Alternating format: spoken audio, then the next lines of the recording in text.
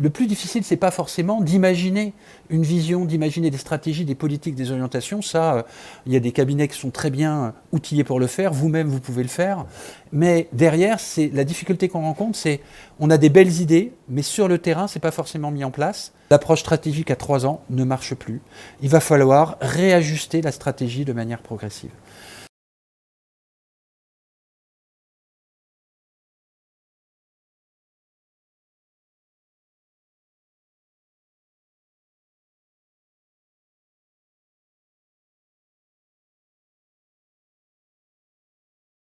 Bonjour, donc François Durnez, très content de pouvoir partager avec vous, et merci Mathieu et Cécile et aussi Marie, avec qui j'ai pu avoir des échanges. Alors je vais vous partager mon écran, j'ai prévu un support que j'envoie après, et donc vous aurez accès au support.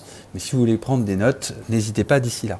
Donc notre webinaire est sur la stratégie, gouvernance et performance, je reprends les pages, et puis on va voir plusieurs moments, la stratégie, pourquoi.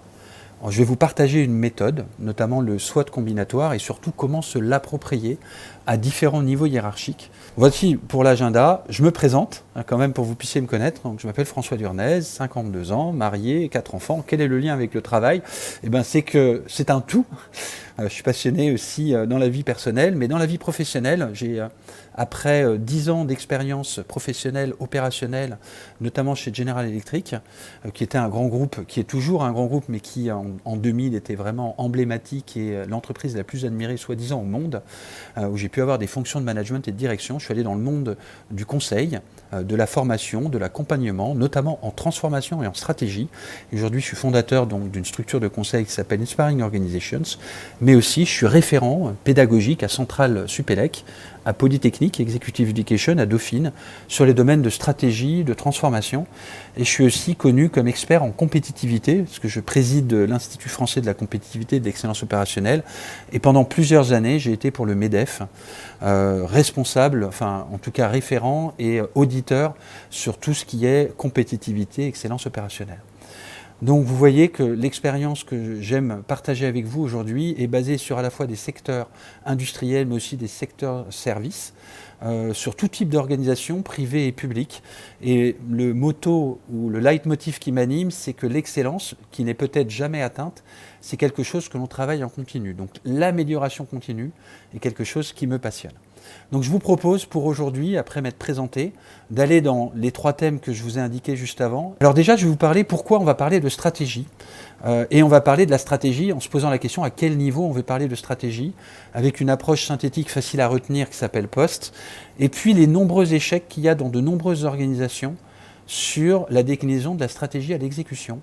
Et puis un contexte particulier qu'on vit particulièrement cet été, notamment d'ailleurs, avec l'accélération du changement ou du chaos, par exemple politique en France, pour reprendre un exemple d'actualité. Donc, premier outil, les 5 niveaux qu'on peut appeler approche poste, pour clarifier le périmètre d'intervention dans lequel je me permets de parler aujourd'hui. Donc il y a les niveaux politiques de priorisation, de relations, notamment de toutes les relations que vous pouvez avoir dans une direction avec les élus, de calendrier, des élections, de mandature. Je ne rentre pas dans ce périmètre, en tout cas dans l'intervention aujourd'hui. Il y a aussi les orientations que vous avez développées, en tout cas que j'ai pu découvrir sur le site internet, de 2019 à 2025 des chambres d'agriculture, qui sont déclinées de ces politiques. Je ne vais pas aussi rentrer dans ce domaine-là aujourd'hui volontairement, parce que ce n'est pas le périmètre sur lequel je souhaite intervenir, donc accompagner l'agriculture dans cette transition économique que vous connaissez bien mieux que moi, parce que c'est votre secteur, créer plus de valeur, etc. Là où je veux intervenir, c'est comment ces dimensions vraiment fondamentales sont déclinées au niveau d'une chambre et au niveau des équipes. Comment les axes stratégiques internes à chaque organisation peuvent être travaillés au niveau d'une direction et déclinés progressivement selon quelle tactique, c'est-à-dire quel projet on va mettre en place, et surtout, comment est-ce qu'on s'assure que cette stratégie et ces tactiques sont derrière appropriées par les équipes qui mettent en œuvre et qu'on réussisse la majorité des stratégies qu'on a initiées. Parce que c'est là où c'est plus difficile. Le plus difficile, c'est pas forcément d'imaginer une vision, d'imaginer des stratégies, des politiques, des orientations. Ça, il y a des cabinets qui sont très bien outillés pour le faire. Vous-même, vous pouvez le faire. Mais derrière, c'est la difficulté qu'on rencontre, c'est on a des belles idées, mais sur le terrain, c'est pas forcément mis en place. Je leur présente de cette manière-là. Quand on a une stratégie, on va mettre en place une gouvernance ou une dirigeance, disent certaines associations. Et puis l'exécution. qui amène la performance et les résultats qu'on attend.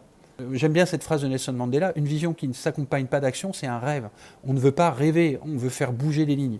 Une action qui ne découle d'aucune vision, c'est souvent du temps perdu, ça manque de sens, et puis c'est stérile. Par contre, une vision suivie d'action peut changer le monde, comme dit Nelson Mandela, et c'est vraiment l'intention de notre partage aujourd'hui.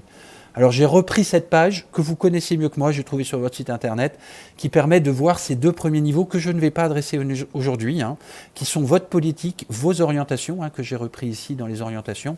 Donc je ne vais pas les reprendre. Ma question, c'est quand ces axes ont été identifiés à votre niveau, c'est comment vous les mettez en place à l'intérieur d'une chambre et vous les déclinez. Et là, les résultats sont vraiment édifiants. Et ce n'est pas moi qui l'ai dit, c'est Harvard Business Review, qui est une référence mondiale, notamment dans le monde des dirigeants, privés et publics, qui postule que moins de 20% des organisations atteignent 80% de leurs objectifs stratégiques. Alors, à quoi ça sert de faire des objectifs stratégiques s'il y en a moins de 20% qui sont mis en place ? Donc souvent, je pose une question aux directions que j'accompagne, c'est quel est le pourcentage au fait des objectifs stratégiques à 1 an, à 3 ans, que vous avez atteints ? En plus, l'INSEAD, donc en Europe, basé en France près de Fontainebleau, plus de 60% des organisations échouent à mettre en place l'exécution de leur stratégie.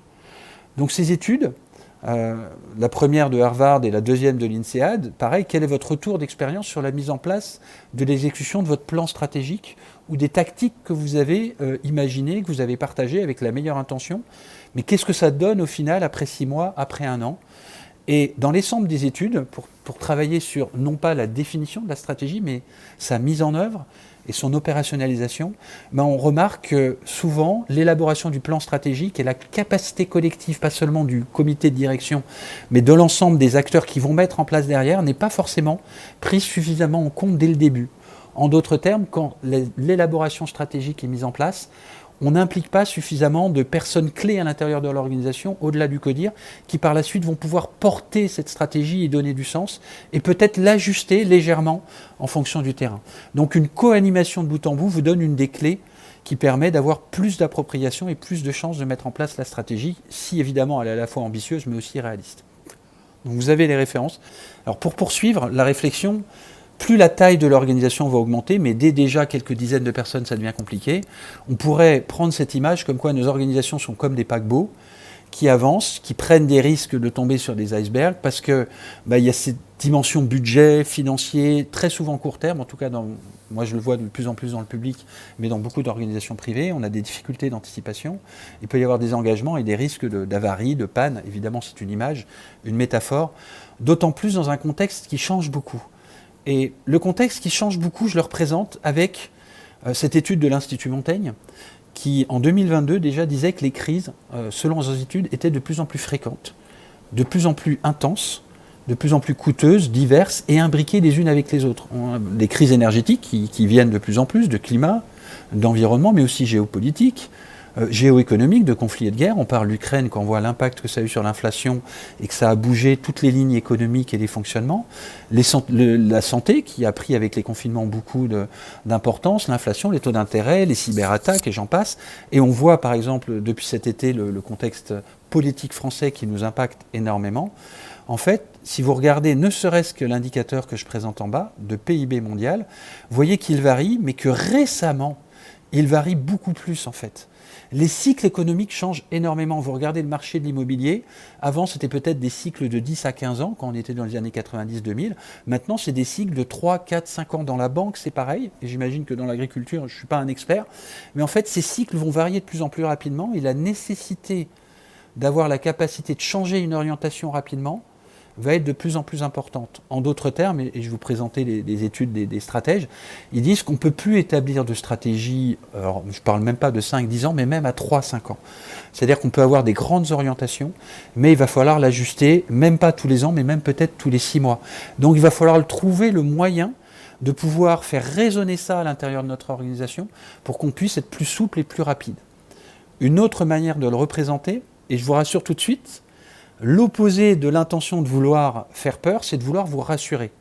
J'explique. On ne parle plus de changement aujourd'hui. Le changement, c'était dans les années 90-2010. Le changement, c'est maintenant, hein, super slogan politique qui nous a parlé d'ailleurs. On parlait de planifier en projets et programmes. Et moi qui ai fait des projets et programmes dès les années 95, je voyais bien que à ce moment-là, quand on mettait un outil informatique, on planifiait, on avait 2-3 ans quand c'était un gros outil informatique, et puis on connaissait la situation B. Puis est arrivé en 2010 un terme anglais qui s'appelle le VUCA, en français volatile, incertain, complexe et ambigu, qui a commencé à faire comprendre que c'est volatile, ça change, c'est en plus incertain, en plus il y a beaucoup de complexité, et puis c'est pas forcément très clair. Donc on est passé d'un changement avec une destination garantie, avec beaucoup de flou.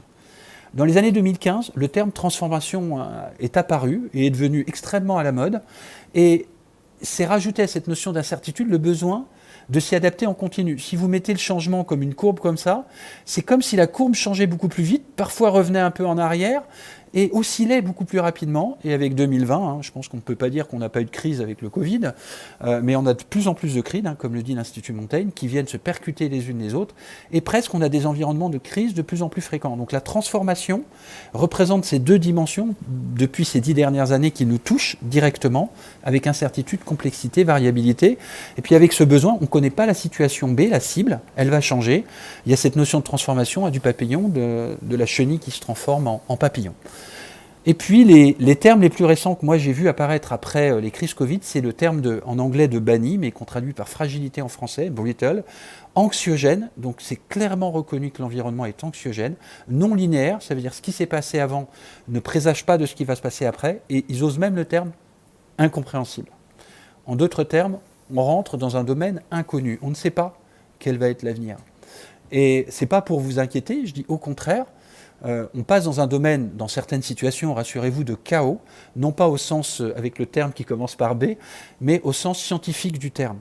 Il y a une science du chaos qui analyse, par exemple dans la météorologie, hein, que vous connaissez bien, dans votre périmètre, qui voit ce qu'on appelle des attracteurs étranges et qui est capable de décerner des visions à moyen terme, et tous les événements vont tourner autour. Donc il y a quelque part des caps à fixer qui nous permettent, même dans des situations où on a l'impression qu'on ne comprend plus rien, quand même de progresser, et la science du chaos peut nous éclairer par rapport à ça. Donc vous avez la citation d'un des référents en coaching d'exécutif et de direction qui dit « Ce qui nous a amené ici, c'est-à-dire les méthodes de stratégie, de planification et de déclinaison, ne nous amèneront peut-être pas dans les prochaines situations avec cette accélération du changement, qui était le terme des années 90-2000, et on peut parler d'incertitude, de transformation, de crise, de fragilité et de chaos. Et c'est important de le prendre en considération pour le déployer au niveau des équipes. Pour preuve, cet article qui est sorti chez Harvard Business Review, où il parle de stratégie, et clairement dans cet article de janvier, où ils disent piloter en période de turbulence, il faut changer l'approche stratégique. L'approche stratégique à 3 ans ne marche plus. Il va falloir réajuster la stratégie de manière progressive. Et c'est un peu la proposition qu'on va voir aujourd'hui avec un outil pour vous proposer une solution très concrète, qui est un outil que vous connaissez en partie. L'analyse en français force, faiblesse, opportunité, menace, et à l'origine en anglais qui s'appelle le SWOT. Strengths, Weaknesses, Opportunities and Threats. Et le SWOT est souvent utilisé, peut-être que certaines directions vous l'utilisez, en tout cas beaucoup de consultants, beaucoup de managers, c'est un outil très diffusé.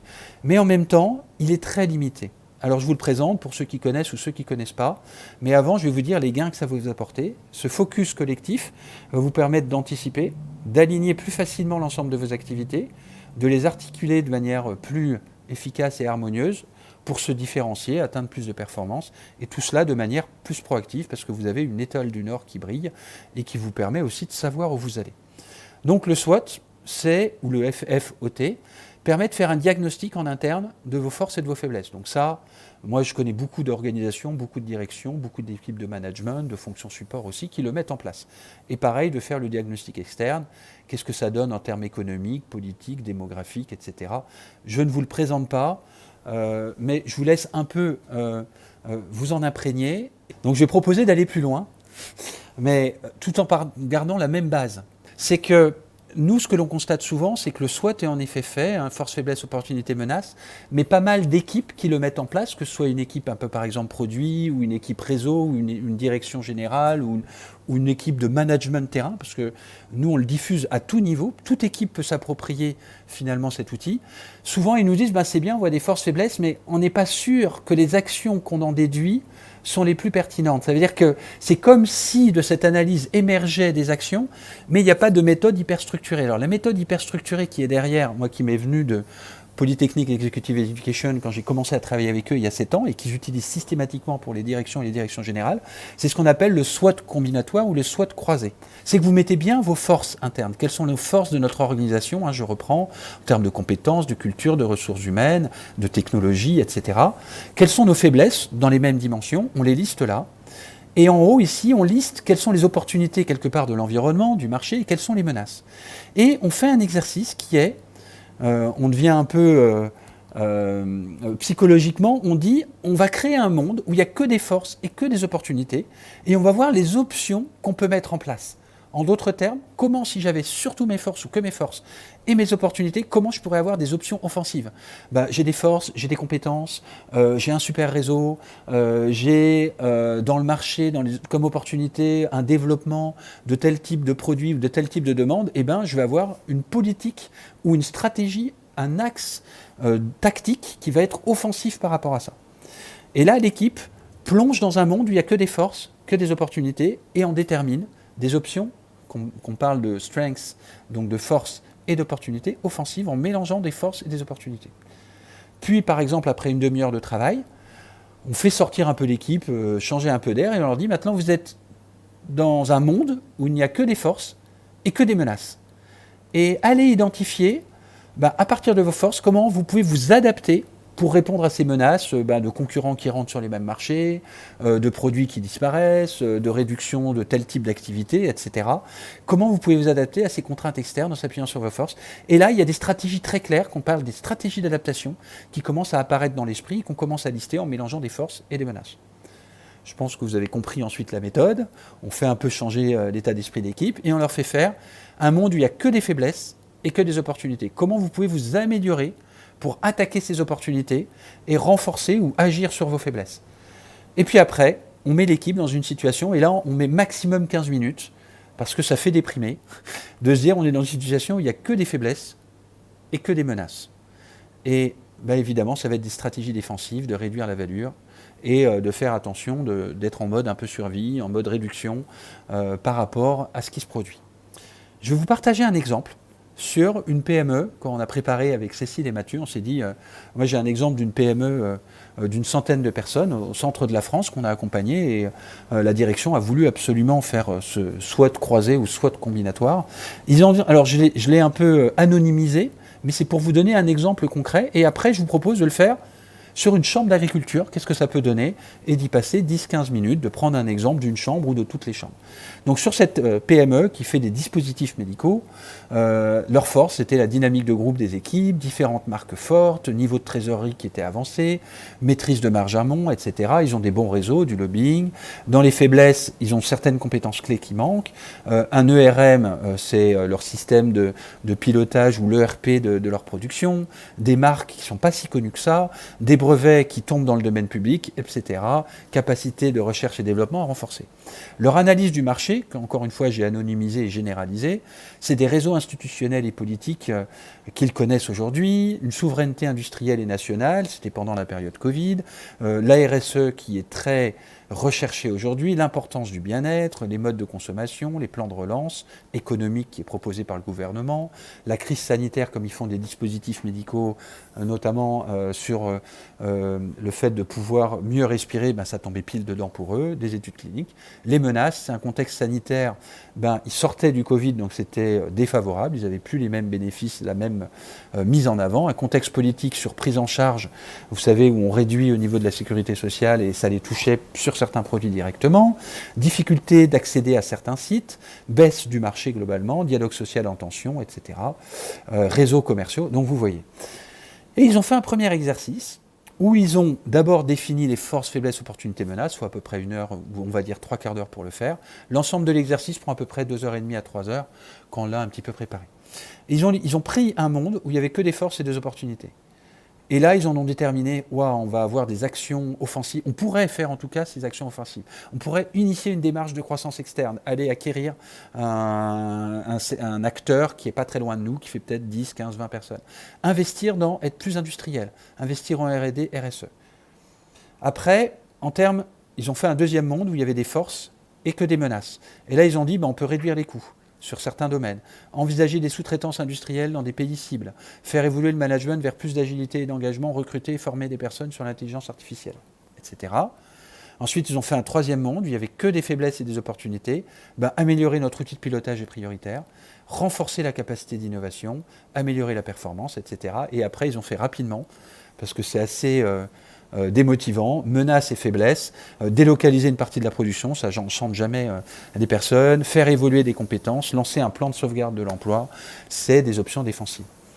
Ce qui ressort, et leur feedback, c'était de dire, ça nous a donné des options tactiques qu'on a co-construites en équipe, et on a pu faire intervenir certains acteurs en dessous du comité de direction, qui étaient des acteurs clés en industrie, en R&D, en marketing, qui ont pu travailler avec nous pour identifier ces options, et ces options sont hyper précises en fait.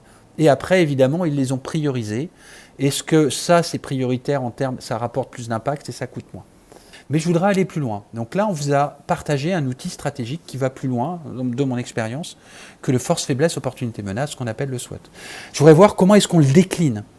Et ce SWOT-là, pour moi, il n'est pas que fait au niveau de la direction. Donc si vous avez une direction qui le fait là, je vous invite à le faire et vous l'approprier au niveau en dessous. Même en une demi-heure, en une heure, voilà le SWOT global. Et nous, comment est-ce qu'on peut le refaire? Je parle bien de SWOT crasé.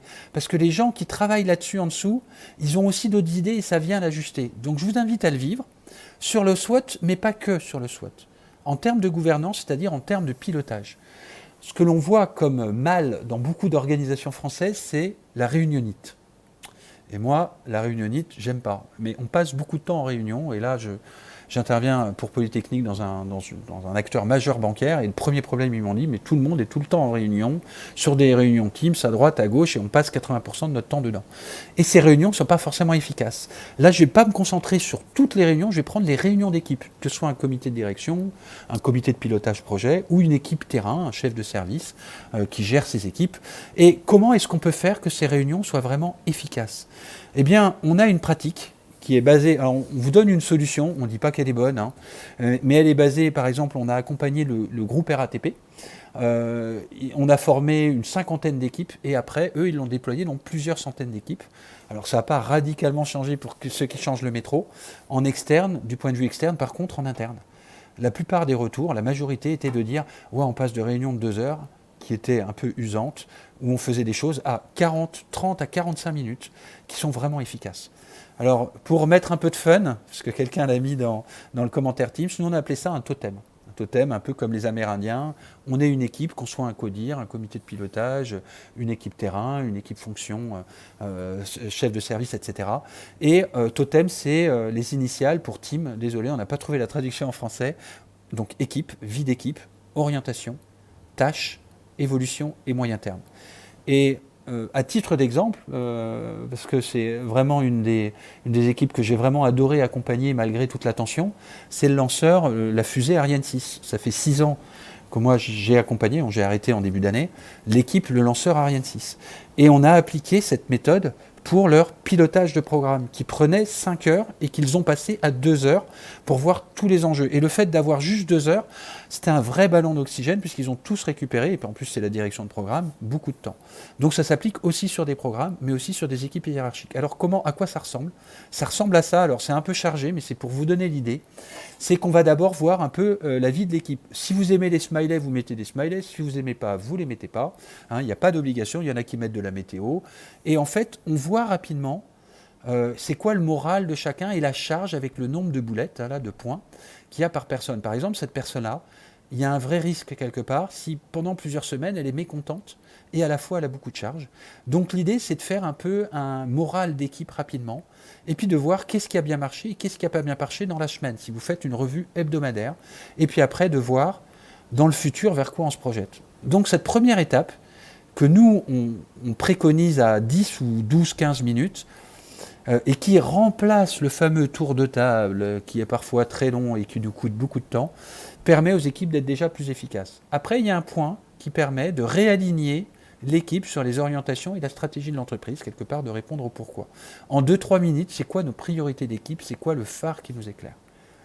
Après, on va voir les tâches de l'équipe. Alors, soit vous avez, comme en industrie, des indicateurs, alors vous n'en avez peut-être pas, mais peut-être que vous avez des tendances. Et je vais vous montrer un exemple, je pense que je l'ai mis de la RATP, juste après, où vous verrez des tendances où il disait, ben voilà, sur telle équipe, c'est plutôt rouge, mais on s'améliore, sur telle équipe, c'est vert, et on reste stable, etc. Après, vous allez travailler sur les problèmes. Parce que ce qui va vous permettre de vous améliorer, c'est de résoudre les problèmes. Non pas d'aller les résoudre pendant la réunion, mais au moins de les piloter. Donc on a une approche qu'on a déjà discutée avec Marie, Cécile et Mathieu, qui est une approche de résolution de problèmes qu'on appelle écart, parce qu'un problème est un écart. Donc vous allez pendant 5 minutes juste lister les problèmes principaux et voir si vous pouvez arbitrer ou donner des ressources pour résoudre les problèmes principaux.